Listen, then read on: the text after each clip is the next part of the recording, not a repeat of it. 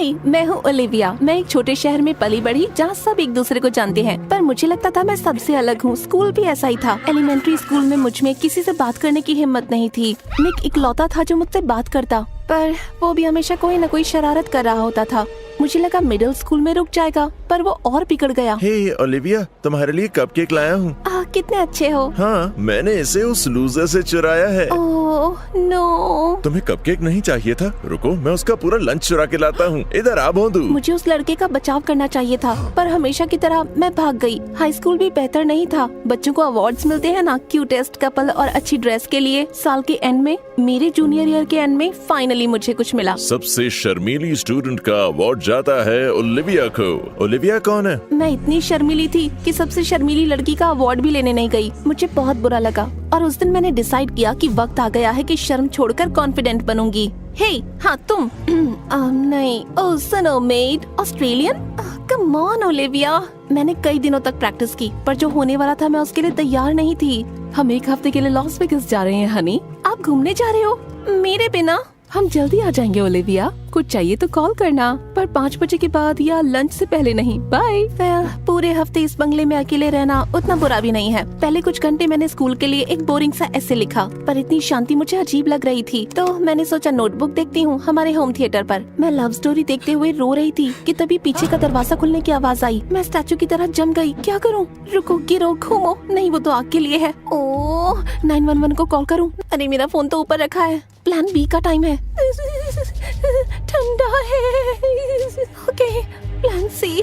नस चढ़ गई। अचानक ऊपर से कुछ गिरने की आवाज आई। शायद मेरा लैपटॉप था। अपनी जान दे दूंगी, पर वो ऐसे दोबारा नहीं लिखूंगी। मैं चुपके से ऊपर गई और देखा किचन में कोई है, पर अंधेरे में चेहरा नहीं दिख रहा था। हिम्मत दिखाकर मैं उसकी पीठ पर एक स्पाइडर मंकी जैसे चिपक गई, पर ज्यादा देर नहीं टिक पाई। उसने मुझे जमीन पर पटका और अंधेरा छा गया। आंखें खुली तो मेरे चेहरे पर फ्लैश लाइट थी और मुझे सब याद आ गया। चोर! घबराकर मैंने इतनी तेज लात मारी कि वो जमीन पर गिर गया। मैं चोर नहीं हूँ। मैं ये आवाज पहचानती हूँ। मैंने टॉर्च उसके चेहरे पर मारा। बेली? ओह नो, ये मैंने क्या किया? बेली मेरा बहुत हॉट नेबर था और मैंने उसकी धुलाई कर दी। हम अलग अलग स्कूल जाते थे, पर मुझे अपनी खिड़की से उसका नजारा दिखता था। देखो, मैं कोई स्टॉकर नहीं हूँ, पर लगता है यूनिवर्स हमें मिलाना चाहता है, वरना मैं उसे उसके कमरे में बेसुध होकर बिना शर्ट के नाचते थोड़ी देख सकती थी, है ना? बेली, क्या तुम ठीक हो? कितना स्ट्रॉन्ग है, इतनी जल्दी उठ गया। मैं ठीक हूँ, पर तुम कैसी हो? मुझे अचानक चक्कर आया और मैं बेहोश होने लगी। इधर आओ, लेट जाओ। थैंक्स, पर तुम यहाँ क्या कर रहे हो? क्रैश की आवाज आई तो चेक करने आया था। तुमने चोर को पकड़ा? बेली ने मेरा हाथ पकड़ा तो मेरे पेट में तितलियां उड़ने लगी। वो भाग गया, पर घबराओ मत, पुलिस आने वाली है। मैंने ऑफिसर्स को सब कुछ बताया और बेली के पेरेंट्स ने कहा कि मेरे पेरेंट्स के आने तक मैं उनके साथ रहूं। बेली इतना स्वीट था कि सोने से पहले मेरे लिए चाय लाया। कल सुबह मेरे साथ शहर चलोगी तुम? ओह, मैं तुम्हारे प्लान्स नहीं बिगाड़ना चाहती। अरे नहीं, मेरे ज्यादातर दोस्त कैंप में हैं। कल 10 बजे गैराज में मिलो। हम सोने गए, पर मैंने पूरी रात हमारी शादी के सपने देखे। अगले दिन मैं गई तो मैंने देखा गाड़ी का दरवाजा खुला था, तो मैं पैसेंजर सीट पर बैठ गई। ओह, हम कार से नहीं, बाइक से जा रहे हैं। हाँ, मैं साइकिल चलाने से पहले कार में वार्म अप कर रही थी। इससे पहिए ज्यादा तेज घूमते हैं ना। ये साइकोलॉजिकल बाइक ओलिवियो डायनामिक्स है। ओह, मैंने तो पहले नहीं सुना। हाँ, ये अभी अभी आया है। वाह, बाइकिंग को लेकर काफी सीरियस हो। मुझे शर्म आ रही थी ये बोलने में कि मुझे साइकिल चलानी नहीं आती, पर अगर ये छोटे बच्चे कर सकते हैं तो मैं भी कर सकती हूँ। क्या तुम हमेशा हेलमेट उल्टा पहनती हो? हाँ, ये लेटेस्ट स्टाइल है पेरिस में। ओह अच्छा, चलो मेरे पीछे आओ। आसान है, मैं कर सकती हूँ। 2 सेकंड ही बैलेंस बना पाई कि जाकर गिर पड़ी गार्डन नोम्स के ढेर में। तुमने वो कार और हेलमेट के बारे में सब झूठी कहानी बनाई थी ना? शायद मेरी फजीती हो गई थी, पर बेली इतना प्यारा था, उसने मुझे साइकिल चलाना सिखाया। उस रात मेरे पेरेंट्स वापस आ गए थे। मुझे लगा मैं उसे दोबारा नहीं मिल पाऊंगी, पर उसने मेरे कमरे पर दस्तक दी। अगले दिन, उसके अगले दिन, उसके अगले दिन, गर्मी भर हमें अलग करना मुश्किल था। मुझे ये सोचकर दुख होता था कि स्कूल खुलने पर सब कुछ बदल जाएगा। स्कूल के पहले दिन मैं चुपचाप अपने लॉकर की तरफ जा रही थी कि एक पॉपुलर लड़की ने अपनी महंगी इयररिंग गिरा दी। इतने शोर में मैं उसका ध्यान कैसे खींचूंगी? उसे उठाया तो मैंने सोचा, मैं वो लड़की हूँ जिसने चोर को पकड़ा था, और मैं वो लड़की हूँ जिसने पूरी गर्मी अपने हॉट क्रश के साथ बिताई। हे तुमने ये गिरा दिया, मेरी फेवरेट इयररिंग। ओह तुम लाइफ सेवर हो। उसके बाद वो जब भी मुझे देखती मुझसे हाय कहती। मैंने सोचा कि मैं नए लोगों को भी हाय कहती हूँ, और हैरानी की बात है कि लोग अच्छे थे, क्यूट लड़के भी। पर एक दिन मैं वॉशरूम जा रही थी तो मैंने देखा स्कूल का बिगड़ा लड़का निक और उसके दोस्त स्कूल की दीवारें गंदी कर रहे हैं। निक मुझे भगाने के लिए मुड़ा लेकिन जम गया। ग्रेफिटी बहुत बेकार चीज है, पर मैं उसकी नीली आंखों में खो गई।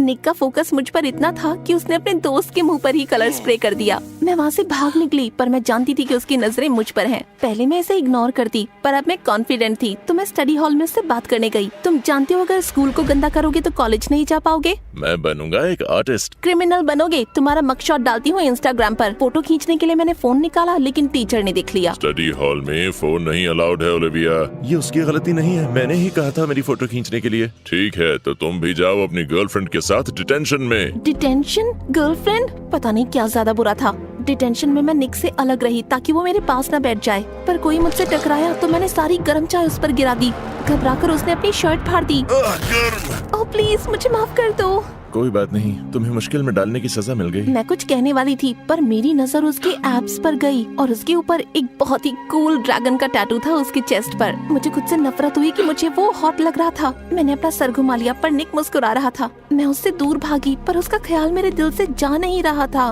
उस रात हमारे बिजी रूटीन की वजह से हफ्तों बाद मैं और बेली मिले। काश हम एक ही स्कूल में जाते। वो अच्छा होता पर शायद थोड़ा ऑकवर्ड भी होता, क्योंकि मैं तो हूँ होम कमिंग किंग और तुम हो शर्मीली सी लड़की। क्या ये कह रहा है कि मैं इसके जैसी कूल नहीं हूँ? आपको क्या लगता है? मुझे कमेंट्स में लिखकर बताओ। और हे, लाइक और सब्सक्राइब तो किया है ना? मुझे बहुत बुरा लगा तो मैंने रिएक्ट किया कि मॉम का कॉल आया है और मैं वहाँ से जल्दी चली गई। उस वीकेंड मैं पार्क में घूमने गई तो मैंने निक को बेंच पर बैठी एक औरत के पीछे चुपके चुपके जाते देखा। क्या वो उसे लूटने वाला है? मैं ऐसा नहीं होने दूंगी। वो उसके पास जा पाए इससे पहले ही मैंने उसे गिरा दिया। छोड़ो मुझे साइको। रुको ओलिविया। साइको तुम हो। उस औरत पर तुम हमला करने वाले थे। क्या तुम मुझे गुंडा मवाली समझती हो? निक का चेहरा मेरे बहुत करीब था। उसकी नीली आंखों में दर्द था। मुझे बुरा लगा, शर्म भी आई कि मैं गलत थी तो मैं वहाँ से तुरंत भाग निकली। मंडे को निक मेरे लॉकर के पास मेरा इंतजार कर रहा था। मेरे साथ पार्क में चलो। ऐसा क्यों करूँ मैं? अरे चलो ना। पार्क में मुझे उस दिन वाली वही औरत दिखी। मुझे देखते ही वो औरत चिल्लाई और अपने पर्स से मुझे मारने लगी।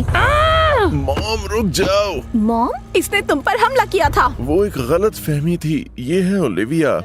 तुमने पहले क्यों नहीं कहा? ये पास से और सुंदर दिखती है। क्या चल रहा है? मेरा बेटा हर हफ्ते मेरे साथ पेंटिंग करता है। मैं चिड़िया बनाती हूँ और ये रही तुम्हारी तस्वीर। उन्होंने अपने बैग से मेरी एक बहुत सुंदर सी पेंटिंग निकाली।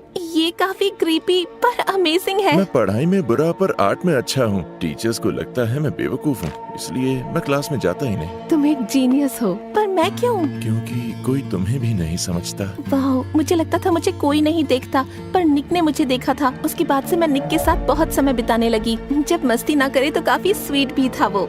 एक दिन टहलते हुए उसे बीमार चिड़िया मिली और उसने उसे बचाया और मुझे कसम दिलाई कि मैं किसी को ना बताऊं। तुम एक बड़े से सॉफ्टी हो। चुप रहो। हमें करीबियां बढ़ी। जल्दी हम स्कूल के पास वाले रेस्टोरेंट में लंच के लिए जाने लगे। ओह रुको, इसे डेट मत समझना। तुमसे एक बात पूछूं, ये ड्रैगन का टैटू क्यों बनाया है? ये मेरी मॉम के नेकलेस के ड्रैगन से मैच करता है। तुमने कभी नोटिस नहीं किया? वो नेकलेस उतारती नहीं है। ये तो बहुत ही प्यारी बात है। हाँ हाँ, अब मेरी बारी। वो लड़का कौन है जिसे तुम टेक्स्ट करती हो? ब्रायन? बेली। हम काफी करीब आ गए थे पर वो वैसा नहीं था जैसा मैंने सोचा था। ये तो अच्छी बात है। इसका मतलब अब मैं ये कर सकता हूँ। अगले ही पल निक आगे बढ़ा। उसने मुझे किस किया और मैं भी खुद को उसे किस करने से रोक नहीं पाई। ठीक है, जो कहना चाहते हो कहो। यार मैं थोड़ा शर्माती हूँ कि रास्ते भर मेरे गाल शर्म से लाल रहे। पर कुछ ही दिनों बाद चीजें बिगड़ गयी। निक उस दिन स्कूल नहीं आया। मेरे टेक्स्ट का जवाब नहीं दे रहा था। मुझे लगा बीमार है तो मैं स्कूल के बाद घर गई। घर पहुंची तो देखा मेरे पेरेंट्स पुलिस के साथ लिविंग रूम में बैठे हुए थे और उन सबके बीच में बैठा था बेली। बेली के पास उस चोर के बारे में कुछ खास इन्फॉर्मेशन है। मैं तो इसके बारे में भूल ही गया था। काफी अंधेरा था लेकिन मैंने चोर के सीने पर ड्रैगन का टैटू देखा। नहीं, ऐसा नहीं हो सकता। एक लोकल उधम मचाने वाला लड़का है निक कॉस्टेलो। उसके सीने पर है ड्रैगन का टैटू। हमने स्कूल के पहले आज उसे गिरफ्तार किया। निक ऐसा कर ही नहीं सकता। मॉम, मैंने आपको निक के बारे में बताया था। उसने तुम्हारा उल्लू बनाया ओलिविया। वो दोबारा घर में घुसने का रास्ता ढूंढ रहा था। खुली बाहों के साथ बेली मेरे पास आया और मैं उसे गले लगाकर रोने लगी। कई दिन बीते, मेरे पेरेंट्स ने कोशिश की मुझे अच्छा फील कराने की, पर मैं अकेला महसूस कर रही थी। मेरे इस मुश्किल समय में भी बेली सिर्फ एक बार मुझसे मिलने के लिए आया। मैं जानता हूँ तुम उसे मिस करती हो, पर वो एक लूजर है। अब तुम मेरे साथ घूम सकती हो, अगर मेरे पास कोई और प्लान ना हो तो। एक्चुअली बेली, निक तुमसे 10 गुना बेहतर है। वो सच में मेरे साथ समय बिताना पसंद करता था, और ना तो वो क्रिमिनल है और ना ही कोई लूजर। तुम्हें यकीन है कि तुमने ड्रैगन का टैटू देखा? पक्का वो ड्रैगन टैटू था, मुझे याद है, क्योंकि वो बहुत चमक रहा था। कुछ टैटू होते हैं ना ग्लिटर वाले जो बहुत चमकते हैं। चमक रहा था? सुनकर टैटू नहीं लगता है ज्वेलरी थी। मुझे जाना होगा। कार से तेज साइकिल चलाकर मैं पुलिस स्टेशन गई। सेल्फ कॉन्फिडेंस की सारी प्रैक्टिस इसी दिन के लिए की थी। मुझे इसी वक्त निक से बात करनी है। विजिटर्स को 10 मिनट मिलते हैं, मैं उसे बाहर लेकर आता हूँ। ऑरेंज जंप सूट पहनने के बाद भी निक इतना हॉट कैसे लग रहा था? तुम्हारी मॉम असली चोर थी ना? बेली ने टैटू नहीं देखा था, उनका नेकलेस देखा था। प्लीज किसी को बताना मत। पर तुम्हें यहाँ से निकालना होगा। नहीं, मेरी मॉम बीमार है, ठीक है? रात को वो बिल्कुल बदल जाती हैं। उन्हें याद नहीं रहता कि वो कौन है और कहाँ है। वो अजीब अजीब मुसीबतों में पड़ती हैं। मैं उनके साथ पार्क में इसलिए जाता हूँ ताकि घर आते वक्त वो गुम ना जाए या किसी गलत घर में ना घुस जाएं। तुमने ये पुलिस से क्यों नहीं कहा? क्योंकि अब भी मेरी गलती है। जिस रात वो तुम्हारे घर गईं, उस रात मुझे उन्हें घर ले जाना था, पर मैं अपने दोस्तों के साथ आर्केड में गया और मुझे देर हो गई। अगर पुलिस को पता चला तो वो उन्हें पागल खाने भेज देंगे। रुको, तुमने कहा आर्केड? निक, ये तो बहुत अच्छा है। वहाँ हर जगह कैमरे लगे हैं ताकि बच्चे चीटिंग ना करें। हमें पुलिस को तुम्हारी मॉम के बारे में कुछ नहीं बताना, बस बताना है कि तुम चोर नहीं हो। मैं आर्केड गई और इतना शोर मचाया कि मैनेजर को थक हार कर मुझे उस दिन की टेप देनी पड़ी। उससे साबित हो गया कि पूरा दिन निक वहीं पर था। मैं टेप लेकर पुलिस के पास गई और उन्होंने निक को छोड़ दिया। हमने निक की मॉम के लिए नया नेकलेस लिया ताकि किसी को पता न चले कि घर में वो घुसी थी। और जब भी निक बिजी होता तो उसकी मॉम के साथ मैं समय बिताती ताकि वो किसी बेचारी फैमिली को गलती से डरा ना दे। जब सब कुछ ठीक हो गया तो निक ने एक दिन मुझे शहर की एक खाली बिल्डिंग में बुलाया। निक, मुझे लगा तुमने कहा था ये रोमांटिक है, पर ये तो डरावना है। भरोसा तो करो, याद है तुमने मुझे स्कूल में ग्राफिटी बनाते हुए पकड़ा था? तुमने ये नहीं देखा मैं क्या बना रहा था? वो मुझे कोने में लेकर गया और मेरा मुंह खुला का खुला रह गया। वो एक खूबसूरत पेंटिंग थी मेरी। मैं तुमसे प्यार करता हूँ ओलिविया, हमेशा से। ये बहुत सुंदर है। I love you too. पर मैं तुमसे हमेशा से प्यार नहीं करती थी। ऑकवर्ड। निक हंसने लगा, फिर उसने मुझे खींचकर किस किया। उस पर मैंने जाना कि कभी कभी क्रेजी हालातों में भी प्यार मिल जाता है।